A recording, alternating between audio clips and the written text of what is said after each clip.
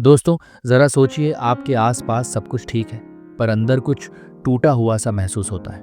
नींद नहीं आती, मन उलझा रहता है और दिमाग में एक तूफान सा चलता रहता है। आप मुस्कुराते हैं लेकिन अंदर से परेशान होते हैं। आज का इंसान बाहर से जितना चमकदार दिखता है, अंदर से उतना ही बिखरा हुआ है। कभी काम का तनाव, कभी रिश्तों का, कभी खुद से असंतोष, और धीरे धीरे ये तनाव हमारे जीवन की शांति को खा जाता है। भगवत गीता में भगवान श्री कृष्ण ने अर्जुन से कहा था, अशांतस्य कुतः सुखम, यानी अशांत मन वाले को सुख कहाँ। और यही हमारी असली समस्या है। जब मन ही शांत नहीं, तो बाहर की दुनिया से कैसे शांति मिलेगी। दोस्तों, आज हम उसी सवाल का जवाब खोजेंगे, अशांत मन को शांत कैसे करें, गीता की सीख के साथ, जीवन की गहराइयों को छूते हुए। और अगर इस सफर में आपको थोड़ी भी शांति मिले तो कमेंट में लिखना, मुझे सुकून मिला, क्योंकि यही हमारा असली उद्देश्य है। सबसे पहले हमें यह समझना होगा कि मन शांत होता ही क्यों नहीं। हमारा मन हमेशा या तो अतीत में अटका रहता है या भविष्य में भागता रहता है। वर्तमान में जीना तो जैसे भूल ही गए हैं। कभी कोई पुरानी बात याद आती है, कोई गलती, कोई चोट, कोई व्यक्ति, और मन बेचैन हो उठता है। तो कभी भविष्य का डर हमें घेर लेता है। अगर असफल हो गया तो लोग क्या कहेंगे, कल क्या होगा, और इस तरह हम अब में जीना भूल जाते हैं। भगवत गीता में अर्जुन ने कहा था, मनः चंचलम ही मनः कृष्ण प्रमाथि बलवद दृढ़म। हे कृष्ण, मन बहुत चंचल, बलवान और नियंत्रित करना कठिन है। यह कोई आम वाक्य नहीं था, यह अर्जुन के अंदर की सच्चाई थी। वही अर्जुन जो वीर योद्धा था, जिसने युद्ध में कभी हार नहीं मानी, वह भी अपने मन से हार गया। क्योंकि असली युद्ध बाहर नहीं, अंदर चलता है। हमारा मन अशांत क्यों होता है? इसके कुछ मुख्य कारण हैं। अत्यधिक अपेक्षाएं। हमें सब कुछ चाहिए, सफलता, पैसा, पहचान, लेकिन जब उम्मीदें पूरी नहीं होती, मन टूट जाता है। तुलना, कंपैरिजन। सोशल मीडिया ने इस आग में घी डाल दिया है। दूसरों की हंसी देखकर हमें लगता है हम पीछे हैं। अतीत में फंसे रहना, जो हो चुका उस पर अफसोस करते रहना। गीता सिखाती है, जो हुआ अच्छा हुआ, जो हो रहा है अच्छा हो रहा है। भविष्य का भय, जो अभी आया ही नहीं, उसकी चिंता में वर्तमान खो देना। जब तक हम इन कारणों को नहीं पहचानेंगे, शांति मिल ही नहीं सकती।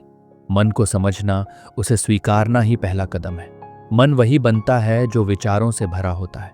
आपके विचार ही आपका मन बनाते हैं। अगर आपके विचार नकारात्मक हैं तो आप चाहे महल में रहिए, फिर भी भीतर खालीपन रहेगा। और अगर विचार सकारात्मक हैं तो आप झोपड़ी में भी सुकून महसूस करेंगे। गीता में भगवान कहते हैं, उद्धरेदात्मनात्मानम नात्मानम वसादयेत। मनुष्य को स्वयं अपने मन से ऊपर उठना चाहिए, उसे गिराना नहीं चाहिए। इसका मतलब ये है कि मन ही हमारा मित्र भी है और शत्रु भी।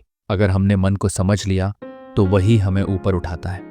अगर नहीं समझा तो वही हमें नीचे गिरा देता है। विचारों को रोकना संभव नहीं है, पर उन्हें सही दिशा देना संभव है। जैसे अगर कोई नकारात्मक विचार आए तो खुद से पूछिए, क्या ये सच है या सिर्फ डर। अगर कोई चिंता हो तो उसे लिख लीजिए। जब आप चिंता को कागज पर उतारते हैं, वो हल्की हो जाती है। हर दिन खुद से दोहराइए, मैं शांत हूं, मैं सक्षम हूं, मैं स्थिर हूं। अर्जुन का उदाहरण, जब अर्जुन का मन भ्रमित था, उसने कहा, मैं युद्ध नहीं करूंगा, लेकिन कृष्ण ने उसके विचारों को बदला। उन्होंने कहा, कर्म कर, फल की चिंता मत कर। और बस अर्जुन का मन स्थिर हो गया। इसका मतलब विचारों की दिशा बदलो, मन अपने आप शांत हो जाएगा। जब तनाव बहुत बढ़ जाता है तो सबसे पहले हमारी नींद उड़ जाती है, ध्यान बिखर जाता है और छोटी बातें भी बड़ी लगने लगती हैं। आपने देखा होगा, जब मन परेशान होता है तो हम चिड़चिड़े हो जाते हैं, कभी दूसरों पर गुस्सा निकालते हैं, कभी खुद को दोष देते हैं। यहीं पर गीता हमें एक सरल और शक्तिशाली उपाय देती है, कर्मण्येवाधिकारस्ते मा फलेषु कदाचन। तुम्हारा अधिकार केवल कर्म करने में है, परिणाम में नहीं। हमारा आधा तनाव परिणाम की चिंता से आता है। हम मेहनत करते हैं पर डरते हैं कि अगर न हुआ तो।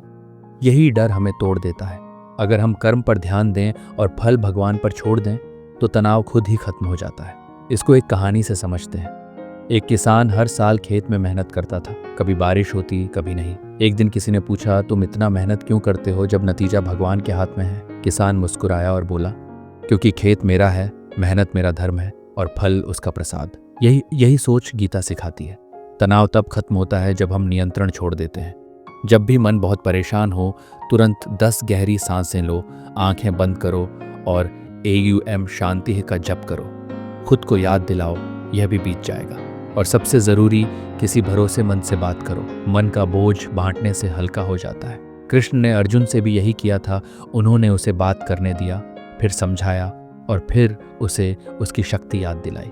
कभी कभी आपको खुद से भी वैसी बातचीत करनी होती है। मैं कमज़ोर नहीं हूँ, बस थक गया हूँ। यही समझ मन को शांति की ओर ले जाती है। स्वीकार करो, भागो मत। जो भी परिस्थिति है उसे स्वीकार करो। गीता कहती है समत्वम योग उच्यते, यानी समानता में ही योग है। जब सुख दुख को समान भाव से देखना सीख जाते हैं, मन शांत हो जाता है। कर्तव्य करो, परिणाम छोड़ दो। तनाव तब आता है जब हम क्या होगा में उलझ जाते हैं। अगर सिर्फ क्या करना है पर ध्यान दें तो राहत मिलती है। ध्यान और योग से जुड़ो। योग का मतलब सिर्फ आसन नहीं, बल्कि मन और आत्मा का मिलन।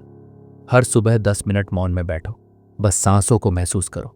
इच्छाओं को सीमित करो। हर इच्छा एक नई बेचैनी लाती है। जब हम कहते हैं बस ये मिल जाए तो सब ठीक, उसी वक्त हम शांति खो देते हैं। श्रद्धा और समर्पण रखो। जब भरोसा आता है कि सब कुछ किसी बड़ी शक्ति के अधीन है, तो भय अपने आप खत्म होता है। जो घट रहा है वह मेरे भले के लिए ही घट रहा है। यह सोच मन को स्थिर करती है। आज की तेज रफ्तार जिंदगी में शांति पाना मुश्किल लग सकता है, पर असंभव नहीं है। डिजिटल डिटॉक्स करो। हर दिन कम से कम 1 घंटा मोबाइल, टीवी, सोशल मीडिया से दूर रहो। यह समय सिर्फ तुम्हारे मन का होगा। सुबह की पवित्र शुरुआत करो। सुबह उठकर सबसे पहले धन्यवाद कहो। कृतज्ञता शांति की जड़ है। फिर 5 मिनट ध्यान करो और अपने विचार लिखो। सही लोगों के साथ रहो। आपका मन उन्हीं लोगों जैसा बनता है जिनके साथ आप समय बिताते हैं। नकारात्मक लोगों से दूरी रखो। प्रकृति से जुड़ो। पेड़, हवा, मिट्टी, सूरज, ये सब मन को स्थिर करते हैं। गीता कहती है प्रकृति से जुड़ा व्यक्ति ईश्वर के समीप होता है। खुद से वादा करो, मैं हर परिस्थिति में शांति चुनूंगा। धीरे धीरे यह विचार मन की आदत बन जाएगा। मन का भटकना बहुत स्वाभाविक है। कृष्ण ने कहा यतो यतो निश्चरति मनश्चंचलम अस्थिरम ततस्ततो नियम्य तदात्मन्ये वशम नयेत। जहाँ जहाँ मन भटके